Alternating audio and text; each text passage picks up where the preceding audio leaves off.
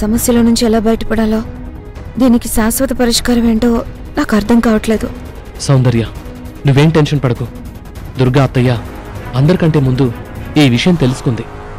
దీనికి పరిష్కార మార్గం వెతికే పనిలో ఉంది. తప్పకుండా ఈ ప్రాబ్లంని సాల్వ్ చేస్తుంది. నువ్వు కాసేపు ఇవేవీ ఆలోచించకుండా ప్రశాంతంగా ఉండు.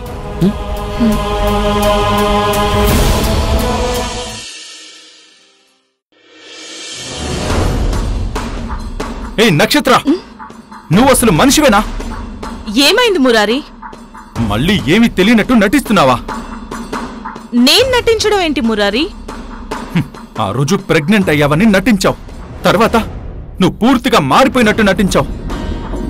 నా మీద నీకు ప్రేమ ఉన్నట్టు నటిస్తున్నావు. నీ జీవితం అంతా నటనేనా? మనస్ఫూర్తిగా మనుషుల్ని అర్థం చేసుకుని బతకలేవా? అలా బతకడం నీకు చేత కదా? మురారి, ఛీ, నోర్మయ్. నీ మొహం చూడాలంటేనే అసహ్యం వేస్తుంది. నేనేం తప్పు చేశానో చెప్పకుండా నీ ఇష్టానికి ఇలా మాట్లాడి నన్ను హర్ట్ చేయకు మురారి. ఏ తప్పు చేయలేదా? ఒక్కటి కాదు, రెండు కాదు, తప్పుల మీద తప్పులు చేస్తూనే ఉన్నావు.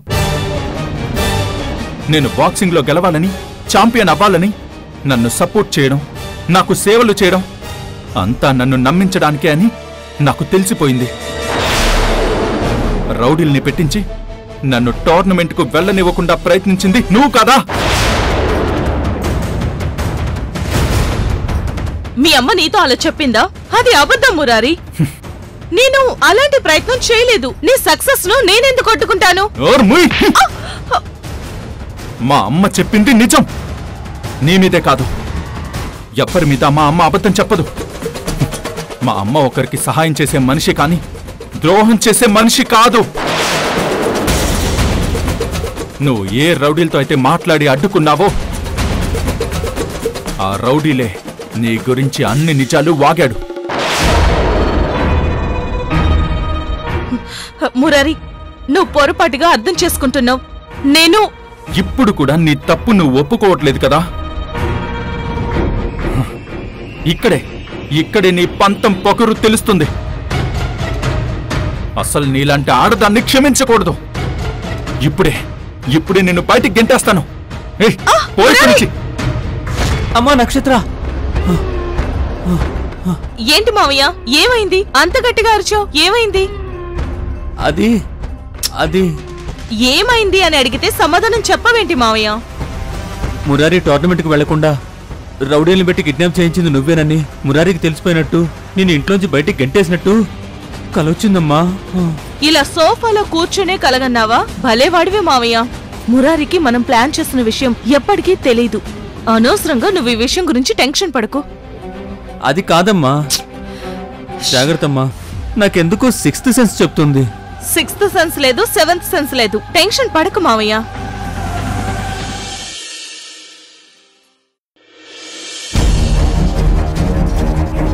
బాబాయ్ గారు, మీరు ఇంత ప్రశాంతంగా న్యూస్ పేపర్ ఎలా చదువుతున్నారో నాకు అర్థం కావట్లేదు.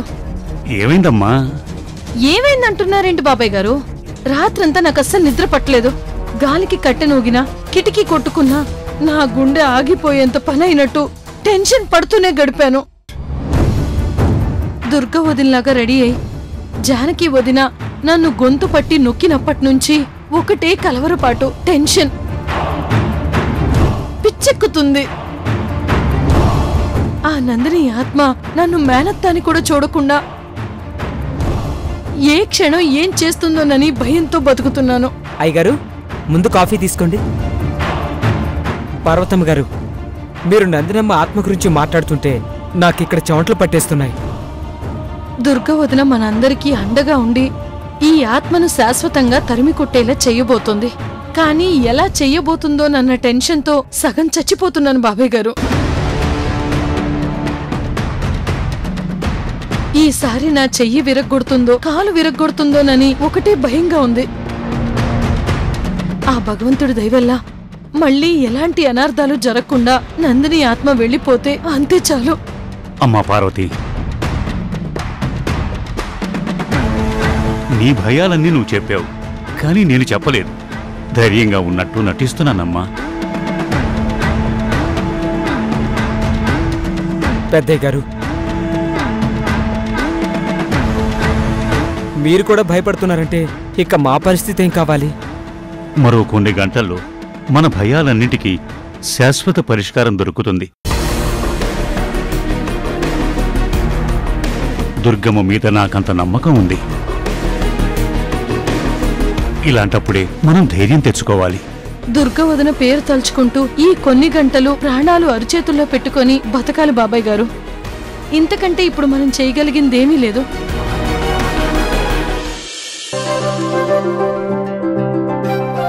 ఏమండి, మీకు మాటలొచ్చాక నిద్ర ఎక్కువైపోయింది. లేవండి. ఏమైంది దీనికి? ఇంతలా పిలుస్తున్నా ఉలుకు పలుకు లేకుండా అలా నిద్రపోతున్నారేంటి? జ్వరంగానే వచ్చిందా? ఏమండి,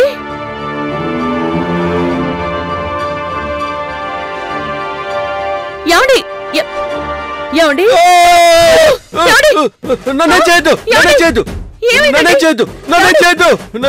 ఏంటండి మీరు నన్ను చూసి అంత టెన్షన్ పడ్డమేంటి? ఏం చేద్దాం అని అంతలా భయపడిపోతున్నారేంటి? నేను మిమ్మల్ని ఏం చేస్తానండి? అది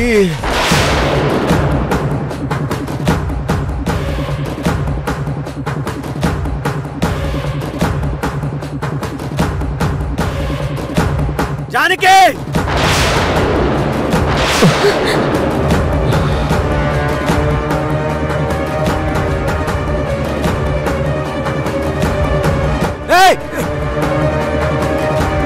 రే కళ్యాణ్ రామ్, సౌందర్యని తప్పిస్తావా? ముందు నిన్ను చంపుతాను రా. ఏ జానకి,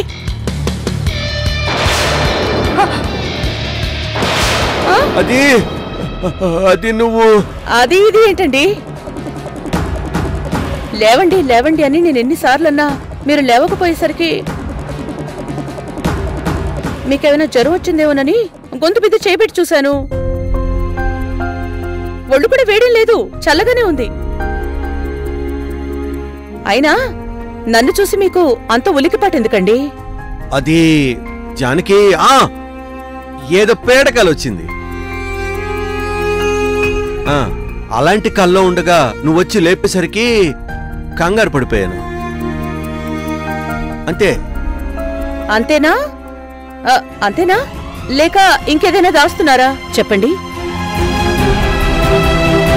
జానకి ఒంట్లో నందిని ఆత్మ ప్రవేశించటం అనేది రుజువైంది గనక ఇక నందిని ఆత్మని శాశ్వతంగా ఎలా వదిలించుకోవాలో దాని గురించి ఆలోచించాలి. నేనేం దాచట్లేదు జానకి, అంతే అంతే. ఏమండి, నాకు చూపు రావాలని మీరెంత కోరుకున్నారు, అలాగే మీకు మాట రావాలని మీరెప్పట్లా నడవాలనేసి నేనంతలా కోరుకున్నాను. అటు మీ ఆశ నెరవేరింది, ఇటు నా ఆశ కూడా నెరవేరింది. మీరు గలగల అలా మాట్లాడుతుంటే నా మనసు నిండిపోతుందండి. చాలా సంతోషంగా ఉంది. అవునా జానకి? జానకి అని మీరు నన్ను పిలిచే ఈ ఒక్క పిలుపుకు 100 ఏళ్లు మీతో కలిసి బ్రతకాలనిపిస్తోందండి. సరే, నేను వెళ్ళి మీ కాఫీ తీసుకొస్తాను. రెడీ అవ్వండి.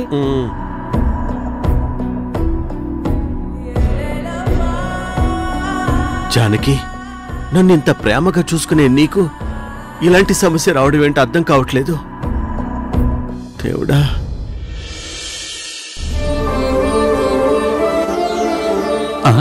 మావయ్య, కూర్చోండి మావయ్య.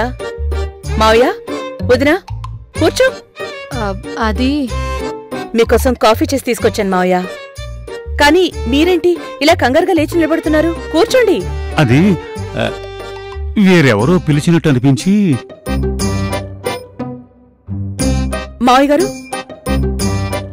అదేంటి మావయ్య గారు, ఎవరో పిలిచినా మీరు లేచి నిలబడ్డమేంటి? మీకోసం ఎవరైనా వస్తే వాళ్ళు నిలబడాలి గాని మీరు నిలబడ్డమేంటి? అది అది సరే, ముందు కాఫీ తీసుకోండి.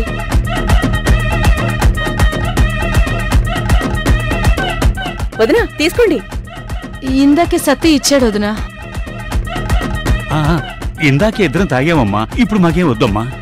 ఇందాక మీరు తాగిన ఆ కాఫీ వేరు, ఇప్పుడు నేను మీకోసం తీసుకొచ్చిన ఈ స్పెషల్ కాఫీ వేరు. నా చేత్తో ఇచ్చే కాఫీ ఆ తృప్తే వేరని మీరంటారు కదా. వదినా, కాఫీ తీసుకోండి. కాఫీ అయినా వంటైనా ఈ జానకి అద్దరు కొట్టిస్తుంది కదా మావయ్య. రాత్రి చూశాం కదా, అదే నా భయం. మావయ్య తీసుకోండి, తీసుకోండి, తీసుకోండి. వదినా, అలా చేతులు అడుగుతున్నాయేంటి మావయ్య? అది ఏం లేదమ్మా. కాఫీ తాగండి. సరే, సౌందర్య చరణ్లకి కూడా కాఫీ ఇచ్చేస్తాను. నాన్నా, ఎవరి సాయం లేకుండా మీరే వచ్చారు, చాలా సంతోషం. జాగ్రత్త అండి, కూర్చోండి. అసలు మీ అందరికీ ఏదో అయ్యింది. అందరూ వింతగా ప్రవర్తిస్తున్నారు. సర్లే, నేను వెళ్ళి సౌందర్య చరణ్లో కాఫీ ఇచ్చొస్తాను.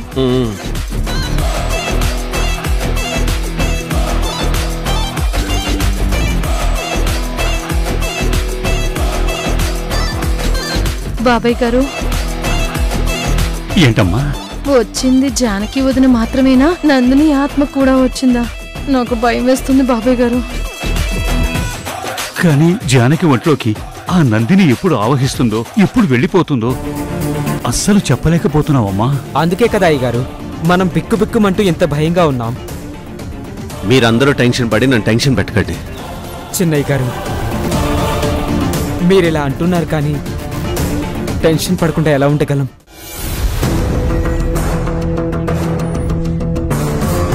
ఆ నందినమ్మకు ఈ పార్వతమ్మ గారి మీద చాలా కోపం ఉన్నా మేనత్త గనక వదిలేయచ్చు.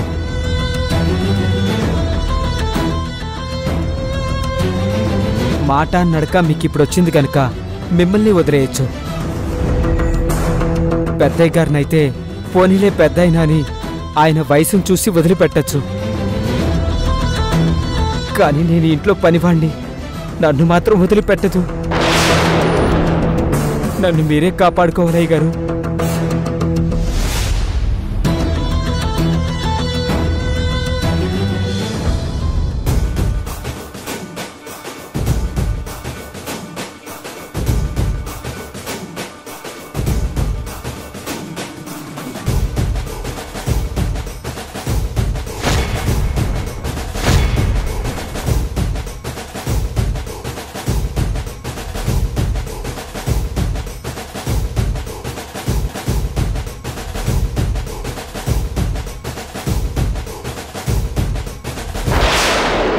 సౌందర్య, చరణ్,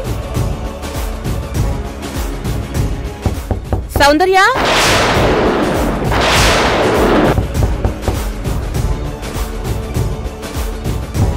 నా మాట వినపడటం లేదా? సౌందర్య, తలుపు తీయమ్మా.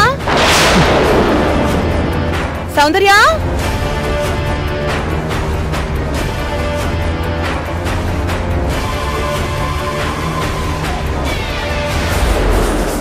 చరణ్, సౌందర్య, అత్తయ్య గారు డోర్ కొడుతున్నట్టున్నారు. అత్తయ్య గారే వచ్చారు. అత్తయ్య గారు ఒంట్లో ఆవహించిన నందిని వచ్చిందో అర్థం కావట్లేదు. నాకు కూడా అదే భయంగా ఉంది చరణ్. సౌందర్య, తలుపు తీ. సౌందర్య, అత్తయ్య గారు పిలుస్తున్నారు. నువ్వు వెళ్ళి డోర్ ఓపెన్ చేయి. నాకు భయం వేస్తుంది చరణ్, నువ్వే వెళ్ళి డోర్ ఓపెన్ చేయి. నేనా?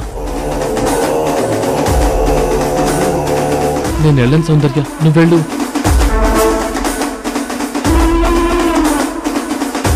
సరే, నేనే వెళ్తాను.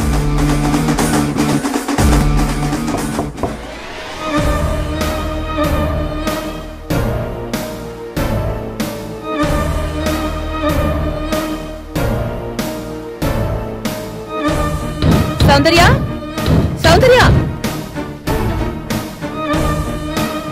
అదేంటమ్మా మీరు ఇంకా నిద్రపోతున్నారా?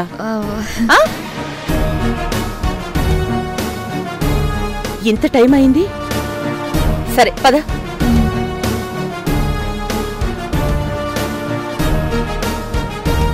అదేంటమ్మా కింద పక్కేసింది? అల్లుడు గారు కింద పడుకున్నారా? అది అది అమ్మా. అత్తయ్య బెడ్ మీద సరిగా నిద్ర పట్టకపోతే నేనే కింద పడుకున్నాను. అవునమ్మా, అంతే. దానికి మీరు ఎంత కంగారు పడుతున్నారేంటి? మీ కంగారు చూస్తుంటే మీ ఇద్దరి మధ్య ఏమైనా గొడవలు మనస్పర్ధలో వచ్చాయేమో అనిపిస్తోంది. సౌందర్య, నువ్వు నా దగ్గర ఏమైనా దాస్తున్నావా? అయ్యో అదేం లేదమ్మా, ఏం లేదు. ఆ రోజు పెళ్లిలో సౌందర్య గాయం చేసి ఎవరూ తీసుకెళ్లేలా చేసింది ఆ నందినియే. జానకి కత్తితో తనని తానే పొడుచుకునేలా చేసింది. మెకానిక్ మల్లికి యాక్సిడెంట్ జరిగేలా చేసి వాణ్ణి హాస్పిటల్ పాలు చేసింది కూడా ఆ నందిని ఆత్మే. ఇప్పుడు ఆ ఆత్మ ప్రతీకారం నుంచి జానకి సౌందర్యాలని కాపాడుకోవాలి. వచ్చే అమావాస్య రోజు దానికి సంబంధించిన ఏర్పాట్లు చేయించాను. మీరంతా ధైర్యంగా ఉండండి. నీ ఒంట్లోకి నందిని ఆత్మ ఆవహిస్తున్న విషయం మీతో మేం చెప్పలేం అత్తయ్య గారు. మీతో మేం చెప్పకుండా దాచిన విషయం అదొక్కటే. చరణ్, ఇంకేం దాచడం లేదు కదా? ఏం లేదు అత్తయ్య గారు, మేము సంతోషంగానే ఉన్నాం. మీరెప్పుడు సంతోషంగానే ఉండాలి. మీ కాపురం పచ్చగా ఉండాలి. ఏడాది తిరిగేలోపే మీరు మాకు పాపనో బాబునో ఇవ్వాలి. అర్థమైందా? అలాగే అమ్మా. చాలా సంతోషం. ఇదిగో కాఫీ తీసుకోండి. తీసుకో. చరణ్, నువ్వు కూడా తీసుకో. నేను తర్వాత తాగుతాను. ఇది బెడ్ కాఫీ చరణ్, తీసుకో, పర్వాలేదు. తీసుకో. అయ్యో, ఏమిది చరణ్? అత్తయ్య గారు, అది చేయిసారి కింద పడిపోయింది. అయ్యో ఉండు, నేను తీస్తా నాగు. అయినా ఈరోజు ఏంటో ఇంట్లో అందరూ కంగారుగానే ఉన్నారు.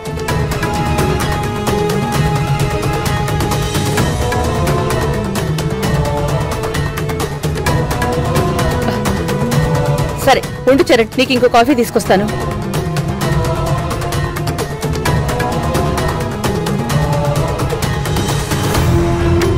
సౌందర్య, ఇప్పుడు అత్తయ్య గారులానే వచ్చారా, లేదంటే? ఏంటో చరణ్, అమ్మగానే కనిపిస్తుంది, కానీ భయం వేస్తుంది.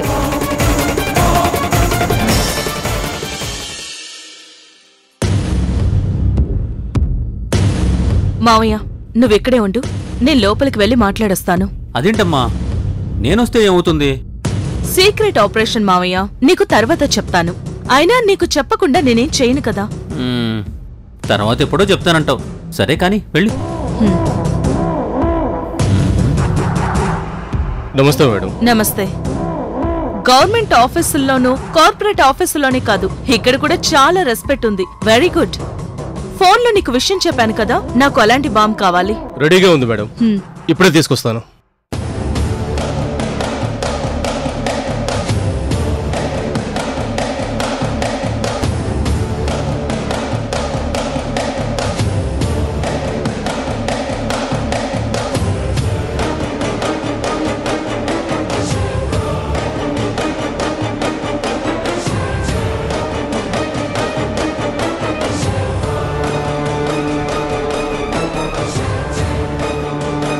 మేడం, మీరు ఎక్స్పెక్ట్ చేస్తున్న రేంజ్లో ఇది బ్లాస్ట్ అవుతుంది.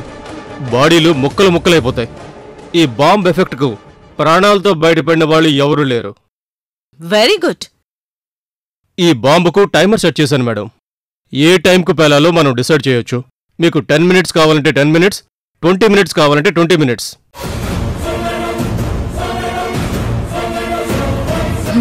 20 మినిట్స్ సెట్ చేసి ఇవ్వండి. అమ్మా నక్షత్ర, ఎంత పనిచేసావమ్మా.